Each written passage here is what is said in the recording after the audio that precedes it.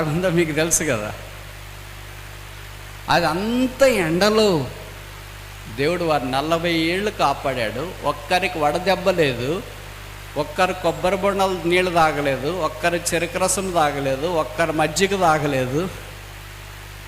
బండలో నుండి ప్రవహించి నీళ్లు మాత్రమే తాగారు. ఆ బండ క్రీస్తే. బైబిల్లో రాయబడింది, ఆ బండ వారిని అరణ్యములో వెంబడించెను. The rock that followed them. ఇశ్రాయేల్ నడిపించిన బండ, ఇశ్రాయేల్ నడిపించిన మేఘం. ప్రభు ఈ దినాన మనకు కూడా అలాగ మేఘముగా ఉండి నడిపించాలని కోరుతున్నాం. కొత్త నిబంధనకు వచ్చిన తర్వాత 17వ అధ్యాయం మత్తయి సువార్తలో యేసు ప్రభు వారు 3 శిష్యులను తీసుకొని రూపాంతర కొండ మీదకి వెళ్ళాడు. వారి ఎదుట రూపాంతరం పొందినాడు. బైబిల్లో రాయబడింది, మేఘం వచ్చి వారిని ఆవరించి